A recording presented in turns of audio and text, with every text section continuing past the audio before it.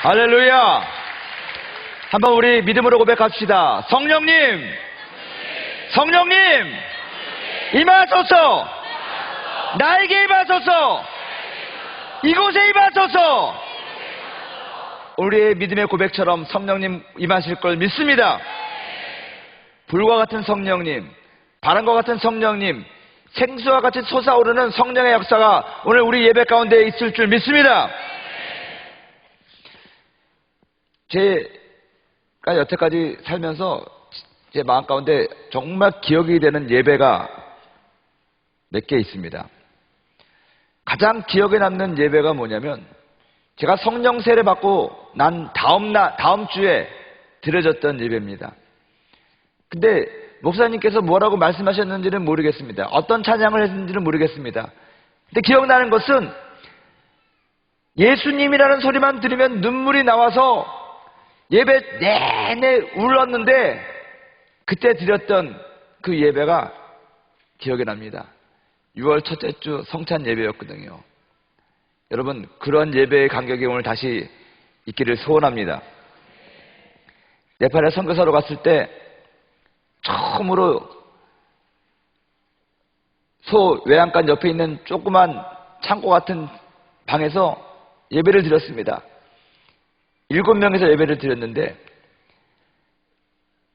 그때 예배가 기억이 납니다. 사람도 없었고 정말 허름하고 볼품없는, 또 바람이 숭숭 들어오는 창문 옆에서 제가 기타를 치면서 서투른 네팔말로 주님을 찬양하는데 눈물이 났습니다. 근데 그 눈물은 이 속에서부터 나오는 눈물이었습니다. 그리고 제가 알았습니다. 이거 성령님의 눈물이구나. 로마서에 보면은 성령께서 말할 수 없는 탄식으로 기도하신다고 그랬는데, 그 네팔 영혼들을 향해서 그곳에서, 그 힌두 땅에서 드려지는 그 예배가 성령님을 감동시키는 것 같았습니다. 성령님의 아파하심과 성령님의 그 감격하심이 느껴지는 그런 눈물이었고 예배였다는 것입니다. 그리고 오늘 우리 이 예배가 성령의 강한 역사가 있으면서도 초대교회가, 전 초대교회 성도들이 어떻게 예배드렸는지가 너무너무 궁금하거든요. 성령 충만받은 그들이 모여서 예배드렸던 그 장면과 그 감격과 그것들이 너무너무 궁금한데, 오늘 지금 예배가 그러한 예배가 될 줄로 믿습니다. 여러분, 성령 충만하면 변화가 있습니다. 믿으십니까? 그러면 여러분, 오늘 제대로 한번 예배를 드리기 위해서 제가 얘기하면 믿음의 고백을 확실하게 해주시기 바랍니다. 성령 충만하면 변화가 있습니다. 성령 충만하면 능력이 나타납니다. 성령 충만하면 하나님의 응답이 있습니다.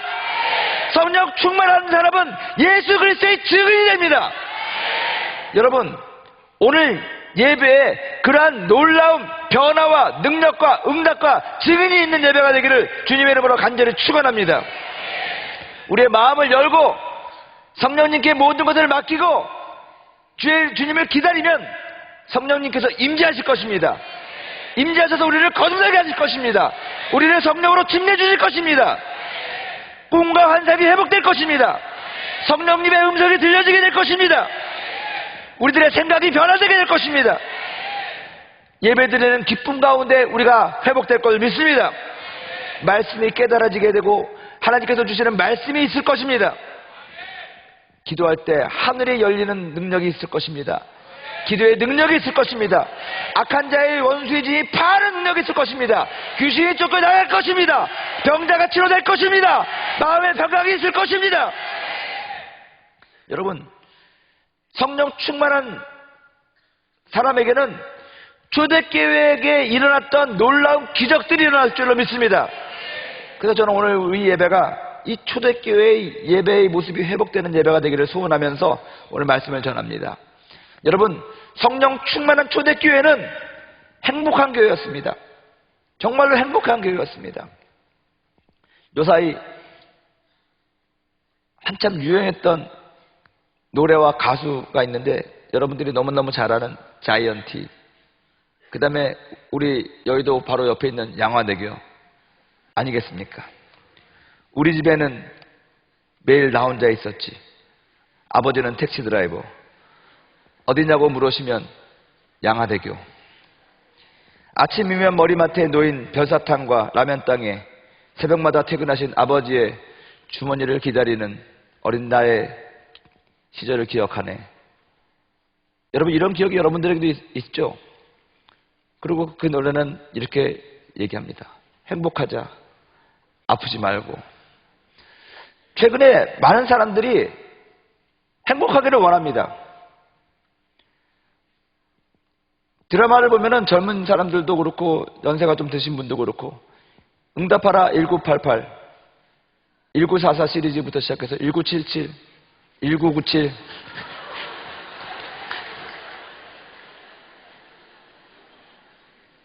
어찌됐든 지난날의 추억을 생각하면서 사람들이 대리만족을 하고 그렇게 노래를 합니다. 그 말이 무엇입니까? 옛날에는 행복했습니다. 근데 지금은 행복하지 않아서 그러는 거 아니겠습니까? 과거보다 지금이 훨씬 더 생활하기는 편하게 되었고 문명화되었고 근대화되었고 발전되었는데 사람들의 마음은 행복한 것 같지 않습니다. 풍성한 것과 풍족한 것과 행복감은 정비하지 않다는 것이죠. 우리들은 정말 행복하기를 원합니다. 아멘. 행복이라는 것을 제가 찾아보니까 사전적인 의미는 행복은 뭐냐? 복된 운수래요. 영어로 해피니스. 주관적인 안정감이라고 하죠. 평안함. 그래서 이 행복은, 이 해피니스는 객관적이지 않아요. 사회주의 사람들은 모든 사람들이 행복한 나라, 사회주의 국가를 만들어야 된다고 얘기했지만 행복이라는 것 자체가 객관적이지가 않은 거예요. 주관적인 안정감을 얘기하는 것이 행복이기 때문에 모든 사람이 똑같은 것으로 인하여 행복해질 수가 없다라는 거예요. 각자마다 사람들마다 행복감을 느끼는 것이 다르다는 얘기라는 것입니다. 무슨 일을 해도 만족도가 다 달라요. 너는 이것을 가져. 모든 사람이 행복하게 될 거야. 이게 가능하지 않은 얘기라는 것이죠. 행복은 각자가 느끼는 행복의 의미가 사람마다 다 다르다는 것입니다. 그래서 헤겔이라는 철학자가 이렇게 얘기했습니다. 행복은 무엇이냐? 어떤 주체에 있어서 그 욕구가 충족된 상태라는 거예요. 욕구가 충족된 상태인데 그 주체마다 다르다는 거예요. 그런 것들이 다 충족돼야 될 텐데 이것은 객관적일 수가 없죠. 근데 모든 사람을, 각기 다 다른 사람을 행복하게 해주실 수 있는 분이 한 분 있습니다. 그분이 하나님이십니다. 우리들의 이성과 우리들의 능력과 우리들의 상식을 초월하시는 분, 모든 자들에게 만족과 행복을 줄 수 있는 분이 하나님이라는 거예요. 일전에 여러분들 앞에서 한번 간증을 했지만 제가 친구들 7명하고 같이 찬양을 드리는데 1987년도입니다. 그때가 환상을 봤어요. 그 유리창에 구름이 비쳤는데 그 구름이 마치 십자가에 달려 돌아가신 예수님처럼 보였다는 것입니다. 근데 그때 제가 물어봤어요. 친구들한테 너 보이냐? 너 보이냐? 다 본 것 같았어요. 그 당시에 정말로 주님께서 제게 말씀하셨습니다. 그때 저는 사명을 받았습니다. 엄청나게 내가 평생에 가야 될 그 길을 알게 된 것 같았습니다. 정말로 희한한 체험이고 경험이었습니다. 근데 옆에 사람에게 물어봤어요. 너도 말씀을 들었냐? 우리 7명의 사람들이 다 하나님의 음성을 들었어요. 근데 그 음성이 다 달라요. 그래가지고 제가 기도했어요. 이상합니다, 성령님. 하나님은 한 분이시는데 왜 우리가 들은 말씀이 다 다릅니까? 그때 또 하나의 환상을 봤어요. 논이 쫙쫙 있잖아요. 논 있죠. 논두렁에 있고 거기 논이 있잖아요. 거기 물이 고여 있잖아요, 눈에.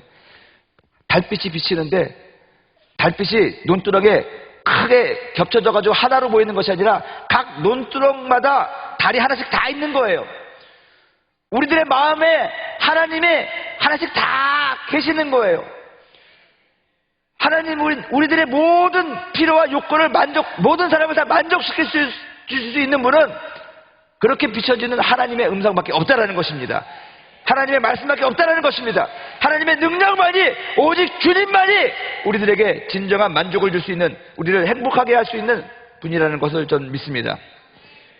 더 중요한 거는요, 우리는 이 세상에서 성공하기를 원하는데 성공과 행복은 절대로 정비례하지 않습니다.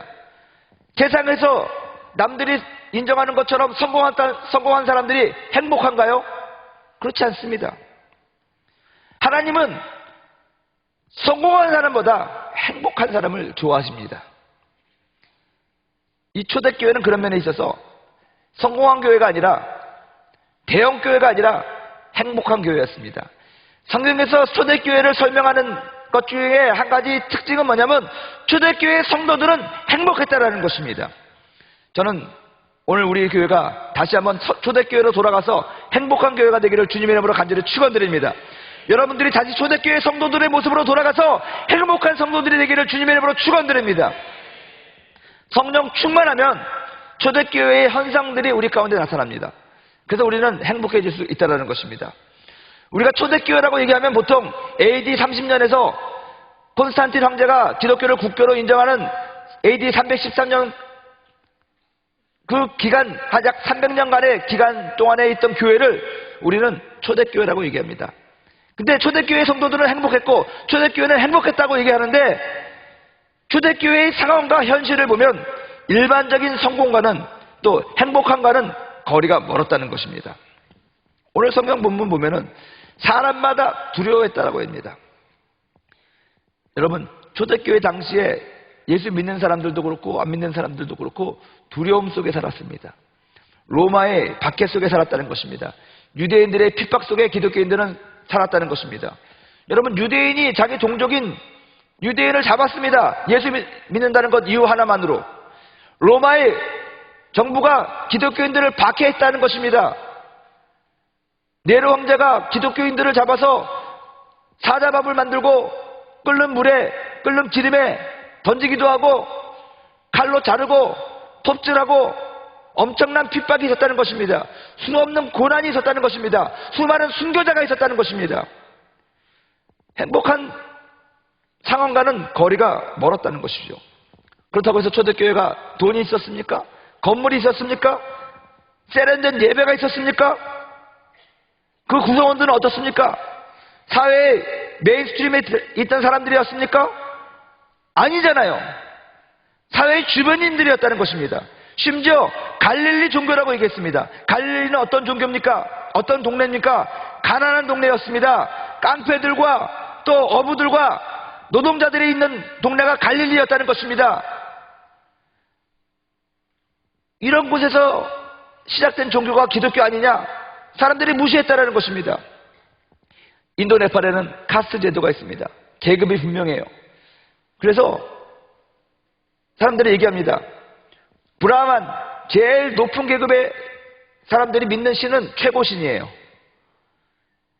저 수드라 같은 하층민들이 믿는 신은 그 신의 계급이 낮아요. 그래서 제가 처음에 네팔에 갔을 때 예수님도 신이더라고요. 근데 예수님이 몇 번째 신인 줄 아십니까? 99번째 신. 1위는 시바예요. 시바. 생명을 하는 거라서. 그래서 시바를 섬기는 제사장 브라만들은 상당히 높은 위치에 있고 시바 신이 1위예요. 예수는 99위예요. 100위 밖은 아니야. 그래도. 왜 그러느냐? 하층민들이 믿는, 주로 그 버이샤라는 세 번째 계급, 상인 계급들, 노동하는 계급들, 그런 계급들이 믿는 신이 예수님이야. 그래서 물어봤습니다. 왜 그 사람들이, 지금 예수 믿는 사람들이 없는데, 교회가 별로 없는데 왜 예수님을 갖다 그렇게 노동자 계급에 낳았냐 그랬더니 그 사람들이 그래요. 어떻게 알았는지 예수는 목수였거든. 그러더란 거예요. 희한하더라고요, 그거. 아니, 예수님에 대해서 알지도 못하는 사람들이 힌두교 그쪽에 보면은 예수님이 99위였는데 그 이유는 뭐냐면 수드라가 아니라 그 버이샤라는 계급이 있어요. 그 세 번째 계급이에요. 브라만, 크샤트리아, 버이샤, 수드라인데 세 번째 계급이 상인 계급, 노동 계급이거든요. 근데 예수님이 목수여서 목수는 노동자거든요. 그래가지고 좀 희한한 경험이 있었는데 오늘 그거 얘기해야 되는 건 아니고, 이 초대교회 성도들은요 이런 식으로 폄하되어서 갈릴리 사람들의 종교 아니냐, 가난한 사람들의 종교 아니냐 무시당하고 살았다는 것이죠. 초대교회의 상황과 현실은 행복하는 것과 감사하는 것과 거리가 멀었다는 것입니다. 여러분, 오늘날 우리 한국교회와 이 초대교회를 비교해 보십시오. 어떻습니까? 지금 우리 한국교회는 초대교회처럼 그렇게 어려운 상황은 아니지 않습니까? 건물이 있습니다. 재정이 있습니다. 사람이 있습니다. 예배 얼마나 세련됐습니까? 근데 다른 것이 있습니다. 초대교회는 건물도 없었고, 초대교회는 재정도 없었고, 초대교회는 이렇게 힘들고 어려운 상황이었지만 하나님의 역사가 있었고, 성령의 역사가 있었고, 능력이 있었고, 기적이 있었고, 하나님이 기뻐하는 감사가 있었고, 성도들이 감사하는 행복이 있었다는 것입니다. 근데 오늘날 교회는 모든 것이 다 있는데 능력이 없어요. 하나님의 역사가 없어요. 그리스도의 피가 없어요. 구속함이 없어요. 용서함이 없어요. 행복함이 없어요. 만족함이 없어요. 이건 문제가 되는 거 아니겠습니까? 저는 오늘 이 예배를 기점으로 해서 우리 여의도 순복음교회뿐만이 아니라 이 한국교회 예배가 다시 한번 갱신되기를 간절히 축원합니다. 우리 순복음교회 자체가요 성령 받으니까 사람들이 와, 우리 초대교회가 가지고 있었던 영성으로 돌아가자. 그래서 그것에서 시작된 것이 이 오순절 운동입니다. 오순절 교회는요 그래서 성령 충만해서 성령 운동하는 교회였고, 성령 충만한 것은 선교 운동이었기 때문에 선교하는 그런 교회였다는 것입니다. 우리가 이런 것에 충성했을 때 하나님의 역사가 있었어요. 주께서 구원받는 자들을 날마다 더하는 초대교회에게 있었던 놀라운 부흥과 역사가 있었다는 것입니다. 오늘 초대교회의 상황은 그렇게 행복과는 거리가 먼 것 같았는데 그 이유가 무엇입니까? 성령님이 주시는 기쁨과 축복이 그들이 닥친 상황보다 훨씬 더 강했기 때문에 그렇다는 것입니다. 사람들은 두려워했다고 했습니다. 하지만 사도들은 핍박받는 것을 합당하고 기뻐했다고 기록이 되어 있습니다. 사도행전 5장 41절에 보면 뭐라고 되어 있습니까?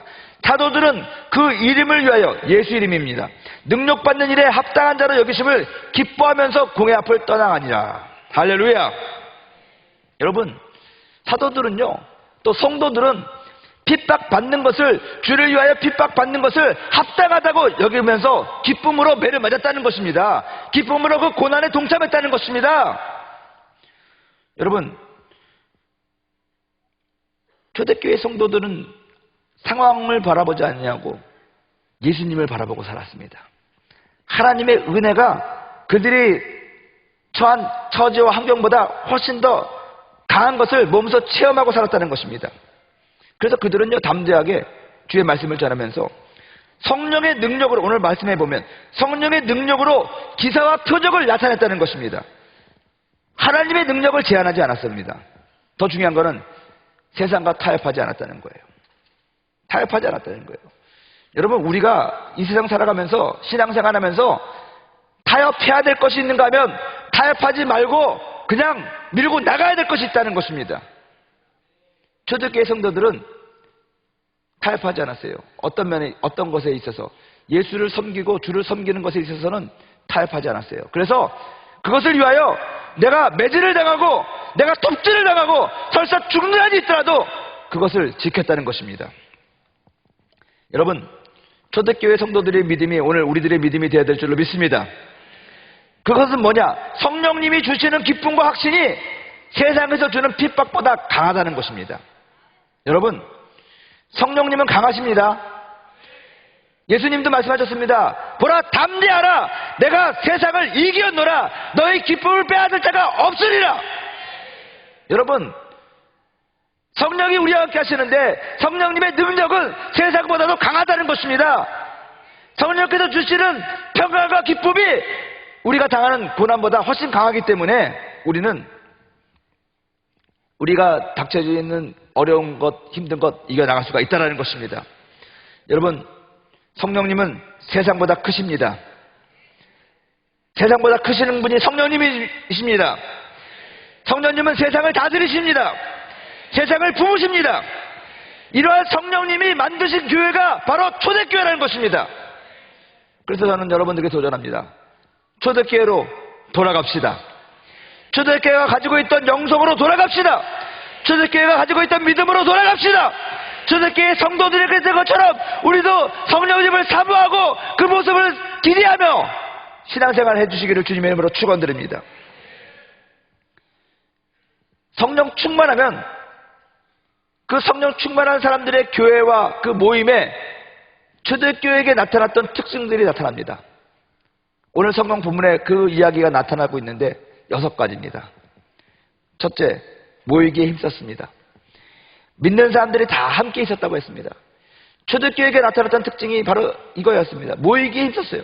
모일 수 없는 상황이었는데도 모였다는 것입니다. 오늘날 우리들 모이려고 하면 얼마나 힘들어요. 근데 여러분, 성령 충만하면 아무리 상황이 어렵고 힘들어도 모인다는 것입니다. 아멘. 제가 우리 다니엘 기도회 하면서 많은 분들에게 내가 격려를 받는 것은 집이 수원입니다. 집이 용인입니다. 집이 의정부입니다. 그런데 사모하는 마음을 가지고 나오는 거예요. 어떨 때는 제가 그래요. 인터넷으로 유튜브에 올려줄 테니까 보지. 아, 무슨 말씀을 목사님. 모여야 돼요. 이럴수록 기도해야 돼요. 여러분, 성령 충만한 사람의 특징이라는 것입니다. 두 번째로 여러분, 모든 물건을 통용하고 또 각 사람의 필요에 따라서 나눠줬다고 기록이 되어 있습니다. 뭡니까? 나눔과 섬김은 성령 충만의 특징이라는 것입니다. 여러분들 마음에 나눠주고 섬겨주자. 우리가 지금 희귀 난치성 걸린 어린아이들을 위해서 도우려고 모금을 하고 있는데, 여러분, 내 마음 가운데 나눠주고 싶은 마음이 있어. 다른 지체를 섬기고 싶은 마음이 있어요. 성령 충만하다는 증거예요. 근데 기도는 열심히 했는데 나눠주기 싫어요. 도와주기 싫어요. 왜 내가 쟤를 섬겨야 돼? 저 사람이 나를 섬겨야지. 그건 성령 덜 충만한 거예요. 죄송한 얘기지만. 초대교회의 특징 가운데 하나가 뭐냐면 마음을 같이하여 성전에 모였어요. 연합과 하나됨이 중요하죠. 여러분, 성전에 모이는데 마음을 같이 했다는 거예요. 뜻을 모았다는 거예요. 여러분, 성령님은 하나 되게 하는 분이십니다. 나눠주는 분이 아니라는 거예요. 함께 하자라는 거예요. 근데 요새 보면은 우리 교회조차도 부서 이기주의가 많다고 얘기합니다. 여러분, 카리스, 가스펠, 푸니마, 캠 있는데 뭐 같이 하자 그러면은 싫어해요. 이건 예를 들어서 하는 얘기예요. 그러면 성령 안 충만한 거예요. 근데 막 같이 하자, 우리 같이 밥도 먹자, 같이 운동도 하자, 뭐 이러면 이건 성령 충만한 거예요. 아멘. 우리는 이렇게 한 자리에 모여서 같이 예배 드리니까 얼마나 좋아요. 근데 제가 더 도전하는 것은 보이기에는 지금 한 자리에 다 있는데 마음이 같아져야 된다는 거예요. 마음이. 동상이몽이란 말이 있죠. 마음이 갈라져서는 안 돼요. 우리는 예수님이라는 분을 중심으로 해가지고 한 성령 안에서 하나가 되어야 될 줄로 믿습니다. 초대교회 성도들은 마음을 같이 했어요. 마음을 같이 했어. 예? 두 번째는 여러분, 그 다음에 네 번째는 기쁨과 순전한 마음으로 음식을 먹었다고 해요. 성경에 보면 기쁨과 순전한 마음으로 음식을 먹었다. 이건 뭡니까? 자족하며 감사했다는 거예요. 우리들의 마음에 불평이 있어. 아직 성령 덜 충만한 거예요. 그냥 자족하면서 거저거저 감사합니다. 내게 주어진 이것들이 감사합니다. 이런 감사한 마음으로 이 초대교회 성도들은 생활했다는 거예요. 제가 중국에서 온 어떤 지체를 만났는데 장족이에요. 장족. 근데 그분의 간증을 듣고 내가 깜짝 놀란 게 뭐냐면 이 장족은 중국의 소수 민족인데 성경이 없대요. 쪽복음만 있대요. 쪽복음만. 그리고 정부에서 만다린어 외에 성경을 자기 소수민족으로 번역해가지고 읽으면 통제를 당했대요. 그 당시에. 그래가지고 성경문답 선교사님이 그 신약 성서를 번역을 했는데 한꺼번에 두지 못하고 다 마태복음, 누가복음 다 뿔뿔이 해가지고 이렇게 사람들에게 맡겼는데 그걸 잠시 남한테 전달해주기 위하여, 선교사님한테 전달해주기 위하여 자기가 로마서를 다 가지고 있었는데 이거 읽고 또 읽고 또 읽고 너무너무 소중하고 그러는데 이걸 전달해주면 못 읽으니까 이걸 알 수 없으니까 이틀 밤을 새워가지고 로마서를 다 외웠대요. 와, 그 얘기를 듣고 제가 진짜 도전받은 게 나는 이 말씀에 대해서 이렇게 간절한 적이 있었나. 너무너무 이 말씀을 내가 잠시나마 한 3, 4일 내가 가지고 보관하고 있다는 것 자체가 얼마나 감사한지 밤을 새워가지고 그것을 다 외웠다는 거예요. 그래가지고 그가 설교할 때 그러더라고요. 나는 할 말이 없습니다. 그냥 내가 암송하고 있는 이 로마서 외워드리겠습니다. 로마서를 1장부터 16장까지 쫙 외우는데 사람들이 거기서 막 성령을 받고 주의 역사가 일어나더라고요. 할렐루야! 감사해야 돼요. 자족하면서. 다섯 번째로 여러분, 하나님을 찬미하며 온 백성에게 칭송을 받았다고 합니다. 여러분, 초대교회 성도들은 사람들로부터 칭찬받았어요. 왜 칭찬받았느냐? 하나님의 영광을 나타내기 위해서 칭찬을 받았다는 거예요. 그 말은 뭐냐면 칭찬받을 모습으로 살았다는 거예요. 그들이 은혜 받고 하나님을 높이고 찬양했지만 이 모든 것은 아버지 하나님께 영광이 되어야 되기 때문에 세상 가운데서, 사람들 가운데에서 욕먹을 행동하지 아니하고 칭찬받는 삶을 보여주고 살았다는 거예요. 사랑하는 여러분, 저는 요즘에 우리 교회가 사람들로부터 칭찬 좀 받았으면 좋겠습니다. 아멘. 여러분들이 빛과 소금의 역할로서 세상에 나가서 살아가는 거예요. 그러면 칭찬받아요. 그것을 인하여 하나님께 영광을 받는다는 것입니다. 교회 안에서 칭찬받을 생각하지 마시고 사람들로부터 칭찬받고, 사람들로부터 칭찬받는 사람을 교회에서 왜 칭찬을 안 하겠어요? 더 하지. 혹시 그런 것을 시기질투 해가지고 뭐라고 그러는 사람은 그 사람은 하나님의 사람이 아니에요. 그러면 그 사람들은 자기가 알아서 하나님한테 뭐가 될 테니까 또 우리는 괜히 핍박해가지고 뭐 욕해가지고 죄 짓지 마시고 그런가 보다 하고 우리는 오직 하나님 앞에 집중해가지고 하나님의 영광과 하나님의 덕을 끼치는데 여러분들이 살아가는 2016년이 되기를 간절히 축원드립니다. 이러다가 보니까 마지막에 뭡니까? 날마다 하나님께서 주께서 구원받는 사람을 날마다 더하게 하셨어요. 구원받는 사람들 날마다 더하셨다. 이건 뭡니까? 부흥과 성장이 있었다는 거잖아요. 그래서 이 초대교회가 가지고 있었던 6가지 특징은 뭐냐?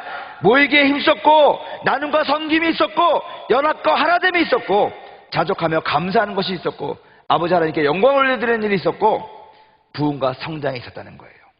사랑하는 여러분, 성령 충만하면 이러한 현상이, 초대교회에 일어났던 이러한 증거와 현상이 우리 개인과 우리 가정과 우리 공동체 가운데, 우리 교회 가운데 일어난다는 것입니다. 아멘.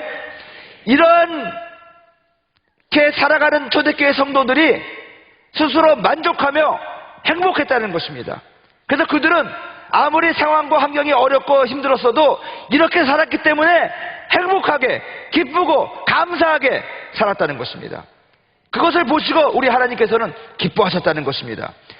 여러분, 다시 한번 우리 성령 충만하여 초대교회가 가지고 있었던 이러한 영성으로 돌아가는 그러한 은혜가 있기를 간절히 축원드립니다. 축원드립니다. 성령님은 어제나 오늘이나 영원토록 동일하십니다. 초대교회 성도들에게 기름을 부어줬던 성령님께서 오늘 저와 여러분들에게 기름을 부어주실 것입니다. 여러분들에게 기쁨을 회복시켜 주실 것입니다. 여러분들을 행복하게 할 것입니다. 여러분들의 모든 것을 통하여 영광을 받아 주실 것입니다. 이것을 사모하면서 올 한 해 힘차게 시작하는 저와 여러분이 되기를 주님의 이름으로 축원드립니다.